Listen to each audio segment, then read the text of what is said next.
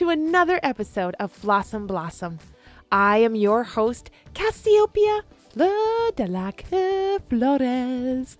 But please do call me Kiki. We're keeping things a little casual around here.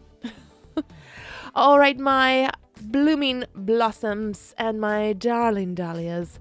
We're going to get into it today with the CareBears, okay? We're going to touch base a little bit on the body electric, the episode previous where I was chatting about the body being electric, and it is.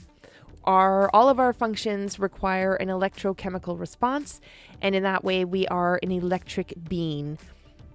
We can even measure the electricity that is coming off of our heartbeat somewhere between 6 and 8 feet away from our body, right? We have the ability to measure that. We know that that energy is going 6 to 8 feet out of our body. I'm not talking about like a lightning bolt. That's not it. But that energy field can be somewhere between 6 to 8 feet away from our bodies. They can measure that. So also want to remind you that at rest, we have enough electricity in our bodies to power a 100-watt light bulb. So just at rest, when you're waking up from your sleepity sleeps and your dreamity dreams, just at rest, you can light up a room. You have enough power to light up a 100-watt light bulb. You can light up a room. Now, let's add a little bit of activity to that. You're up. Now, maybe you're brushing your teeth. You are making your breakfast. You are petting your dog. And that's some like low-level activity. Now you have enough power, enough electricity in your body that you can power something between 300 and 500 watts. That's like several rooms, right? So at rest, you're powering one room. At moderate activity, you're powering a house. And then let's say you're really giving her, okay? Like you're running a marathon, you're dancing your heart out, or you're just giving her to your partner in the best way. That kind of energy output, that sort of thing, that high level or interval activity, that can produce something like 2,000 plus watts. So we're talking nighttime movie spotlight giant light situation, okay? That's how much energy our bodies are using and requiring and giving off. I don't mean like not all those are equal, but our body is using a portion of that energy for the function that is required at the moment. And then a part of that energy is being transferred off into heat. And don't we know all about that, us ladies in perimenopause? We can feel the heat coming off of us. It is radiating out from us. And you know what? You're having a good workout. Maybe you're dancing away to your favorite song and you're feeling hot. Yeah, that's your body. That's the heat coming out of your body, right? We all know that. And then scientists know that there's a portion of that energy that's not accounted for. They don't really know where it goes. But we're getting closer to being able to design something to measure that. And right now we call it the biofield. And that's the scientific term that they're using, or you might know it by another name, like aura or auric field. Some people call it the chakra energies, but it's essentially a biofield or a field of electricity that is sort of checking in with the body to see if we're in homeostasis. Right? At the moment, this is quite a lot of theoretical work, but there are a lot of scientists who are trying to develop different ways of being able to measure this. They're pretty sure it's on a frequency of some kind, but they just haven't been able to develop the tool by which to measure this. But I think if you think about this in terms of CareBears, I think you will know that. I think you will know it for yourself to be true. That we do have something that is surrounding us, an energetic field. And if we want to call it the biofield because it's taking some info from our biology, like our bodies, and protecting us, then that's great. Let's call it that. I think people get on board with that terminology a lot better than aura or auric field. That sounds woo-woo, new age and bullshit. But bear with me, all right? Stick around. Let me see if I can convince you. All right, let's talk about the CareBears. If you are familiar with this cartoon, it came out in the 80s, and it's about a bunch of little bears, little teddy bears, that live up in a cloud castle. Each one of these bears has a symbol on its belly. and it represents who they are, and it's the vibe that they can send out as a superpower. So I know that there was a birthday bear who had a little birthday cake symbol on his belly, and he would send out happy birthday wishes with his little, that's his superpower. There was a good luck bear. He had a 4-leaf clover on his belly, and he would send out good luck vibes. And every time these little bears would send out these vibes, they would sort of like put their shoulders back, stick their bellies out, and their symbol would illuminate. And then the light from that would just shine outwards into the universe or onto the children that they were trying to help. And they were always helping kids. And there was even a grumpy bear. He had a storm cloud and a lightning bolt. And I loved this guy because he actually taught that kids, it's okay to be grumpy. Yes, you're going to be grumpy sometimes. And sometimes being grumpy is helpful because sometimes when you're grumpy, it tells you that there's something wrong and that, and in that way we can fix it, right? But if you don't say anything, if you're not grumpy enough, sometimes things don't change. Example, women's votes. Women got grumpy enough to stage protests and that changed everything, right? People get grumpy enough and change happens. So Grumpy Bear was also an important bear, but there was Care-a-Lot Bear, Love Bear, Courage Bear. He was a lion, actually. And sometimes these kids in the cartoon would get themselves into some sort of major pickle, and all of the Care Bears would come down from the cloud castle. They'd link hands and they would emanate their vibe towards whatever, if it was the kid that needed help or if it was the bad guy that needed thwarting or whatever. But they would send collectively their vibe. So sometimes like a Care Bear would attempt it on their own, right? And they'd be like, oh, I'm not strong enough. I need my fellow Care Bears. And they would all grab hands and they would say, there was like a little poem or a little song and they'd be like, Care Bear stare. And all of their little bellies would light up and the light would just shoot out. And they always won. They always saved the day and they always won. Now, I don't remember how many there were and I don't remember all of their names. But the point is they would emote and emit.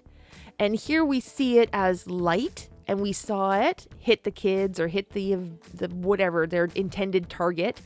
And the change would be made there. And the difference is with us humans, we don't see it. But I'm telling you, we feel it. And if you don't believe me, I'm going to tell you a couple of stories. And I think you're going to know that you've maybe experienced something very, very similar to this. So the biofield is sensing our body and trying to keep us at all times in homeostasis. And it senses the danger around us. Sometimes we call this the sixth sense, right? Like, I don't know what made me scoot away from that tree 2 seconds before it got hit by lightning. Well, maybe it was your biosphere picking up an increased amount of charged ions in the air, and it just told your brain, get the F away from this tree because it's going to get hit by lightning. Like lightning's on its way because your biofield told you that. It read the atmosphere and gave you that message, and it translated into your brain as a conscious thought, and you moved. But I'm going to give you a couple of other examples where it is a human to human and you feel it. Yeah, you do. You know why we call it evil eye and a glare?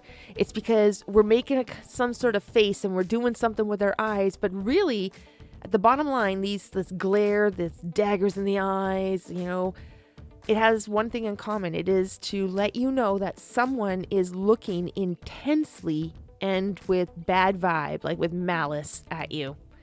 And our biofield picks it up. It does. And it also picks up some positive vibes, but maybe not as strongly unless you're right on that same vibe. Because like attracts like. So let's think about a couple of scenarios, okay? Scenario number 1. You're in your car and you're at a stoplight and maybe you just zone out. No, you're not on your phone. You're not that person. You're not the person that looks at your cell phone while you're driving. No. Not even while you're stopped at red lights. No. So So here you are, you're just stopped at a red light and you've zoned out, okay? And then maybe you got the feeling that someone's looking at you and you look immediately into your rear view and yeah, there's a car behind you and they're looking at you like, because the light has turned green and they're just too polite. They haven't honked at you yet. Anyway, you felt it. You felt it. You looked up and you looked in that rearview mirror and then you moved on. Maybe you had an experience like that, or you're stopped at a stoplight and you suddenly just look over to the car next to you because something just told you to do that. And that person's looking at you with a smile on their face. And maybe it's not as intense as the annoyed look of the, hey, you missed that green light. But your body felt it. Maybe your body felt it as a positive vibe. And because you're that close, you're a little bit closer, you turn. I have another one for you. And this, I think people can relate to in a variety of ways, right? You can just change out the situation slightly, but keep the premise the same. Maybe you're at work. You're at workity work and you're doing your tickety-tack, tippity-tack on your keyboard. You are working away, doing your thing, and all of a sudden, the hairs on the back of your neck stand up. And you can feel like someone's staring at you. And why are your hairs standing up on the back of your neck? It's a throwback to instinct, okay? When our bodies would sense danger and our little hairs would stand up on end like a cat, trying to make ourselves look bigger to ward off our enemies, okay? So our bodies still go through this process. It still tries to warn us and try to poof out our fine little body hairs to make us bigger, and to frighten our enemies. Only we're wearing clothes, so it doesn't really work because no one sees us poof out. But anyway, here you are. You're working at your desk. Tickety-tack on the keyboard, doing your thing. The little hairs on the back of your neck stand up. And you just know someone is staring at you, giving you that evil eye. And you turn and you look, and who do you see? Well, it's Sean from accounting, and he is absolutely giving you the evil eye. He is staring daggers at you. He is summoning his inner Gorgon, hoping that you're going to turn and lock eyes with him so he can turn you to stone. And you know why. You know why. Because you've submitted your expense report to Sean in accounting and it's a dog's breakfast as usual. And he told you that if you did it again, he was going to come over and berate you. And you're just like, oh no, here he comes.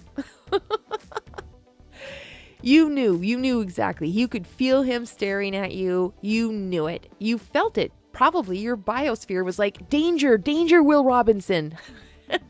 Because it is an energetic field that is picking up on an energetic vibe. And there's no coincidence why we say good vibrations or good vibes only, or I'm sending you good vibes. We are energetic beings and we are emoting at a vibrational level. And we just have to choose. Is it positive and high vibration? Or is it negative and low vibration? I think for optimum homeostasis for our bodies, our minds, and our spirits, we need to make a conscious effort to keep our vibe really elevated and to really think positive thoughts.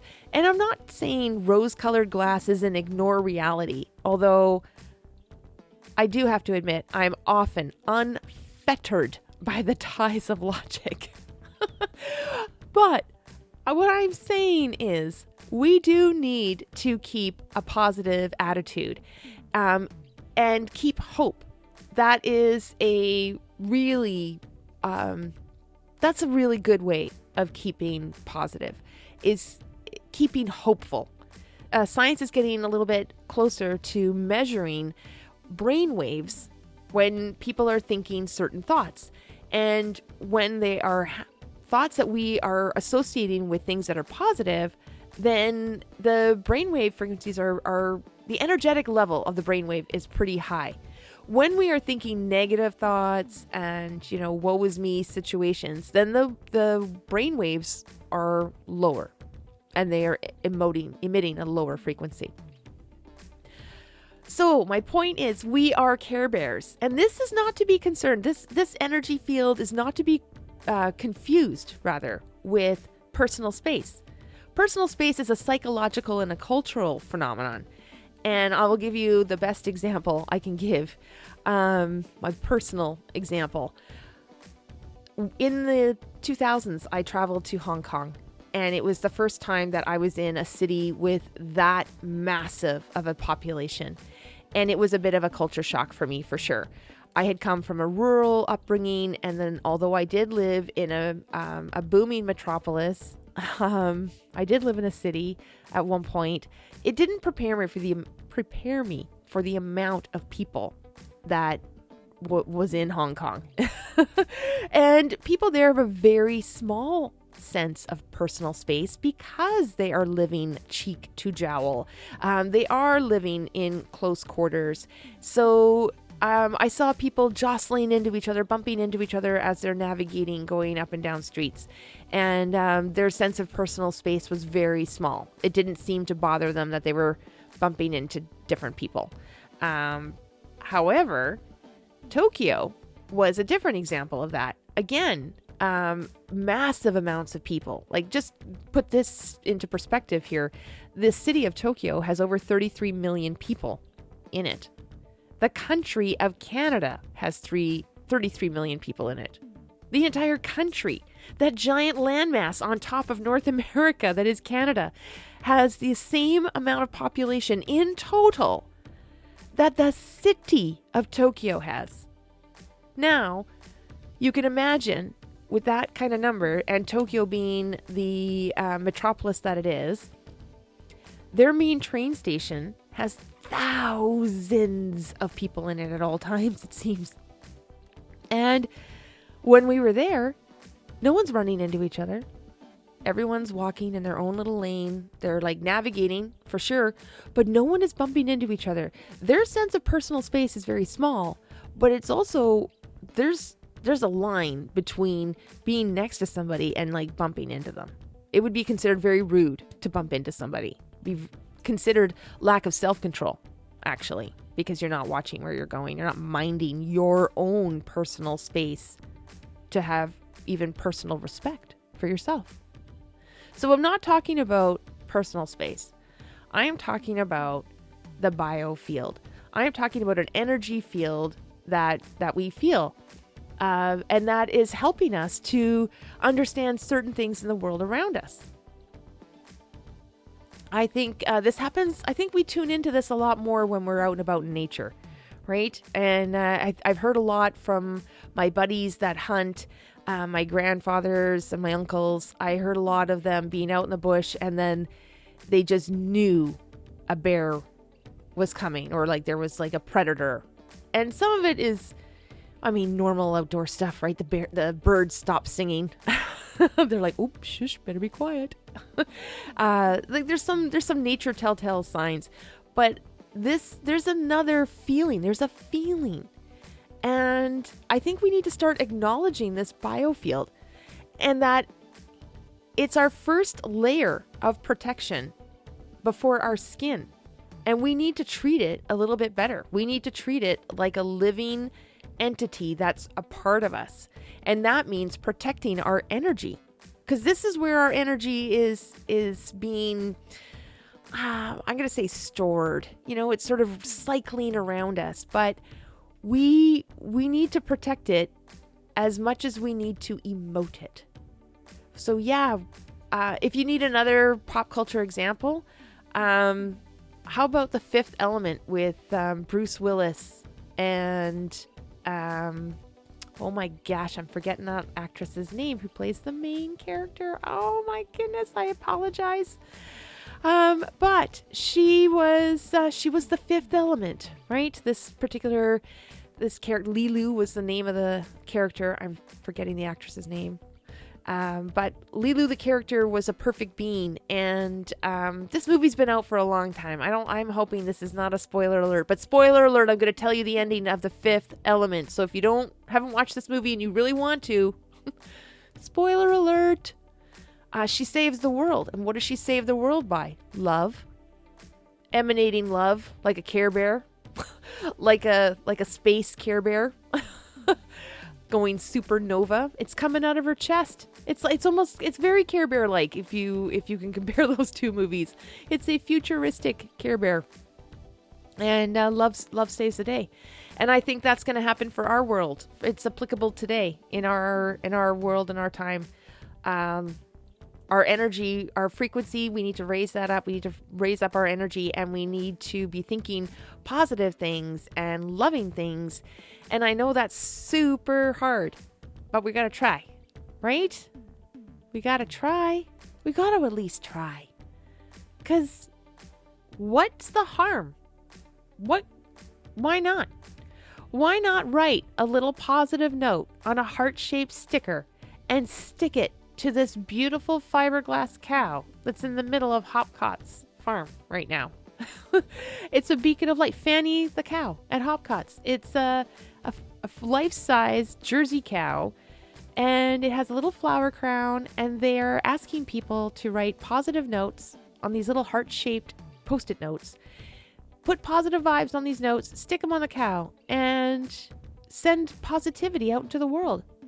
This is a version of Care Bears. This is just another way of emanating hope and positivity out into the world. And why not? Why not? Think something lovely. Raindrops on roses and whiskers on kittens. You know? List your favorite things. Think about your favorite things. I will tell you this. My husband's biofield picks up on my love.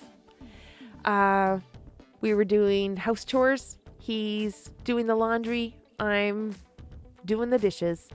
And I just look over at him, and I'm just having this moment where I'm so grateful for him. I'm so in love with my husband.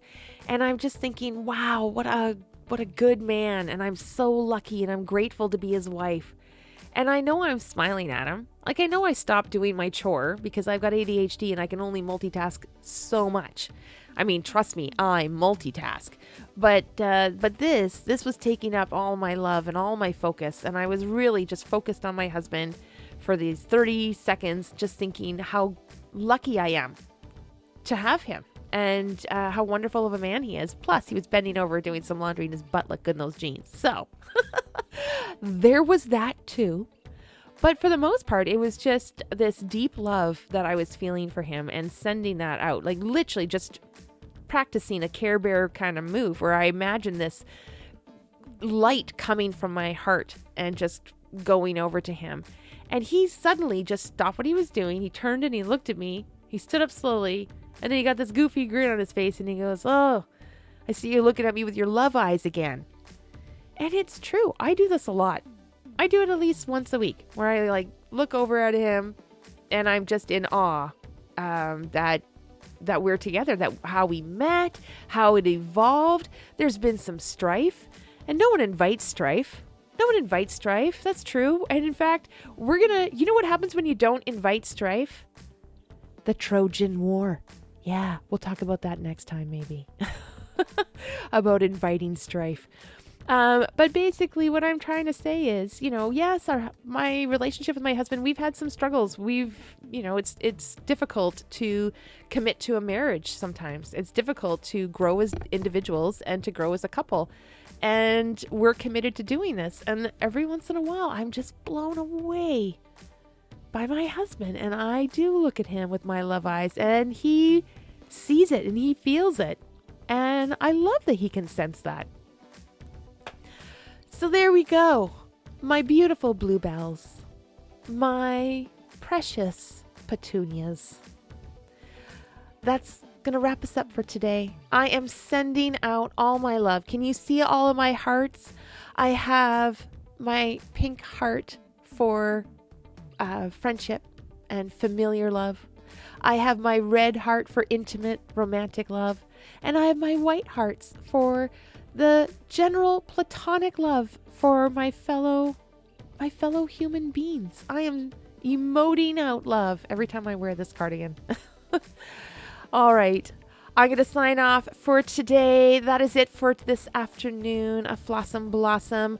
I hope that you are out there living your life in full Fl'Awesome. And more importantly, I hope you love your Fl'Awesome Blossom.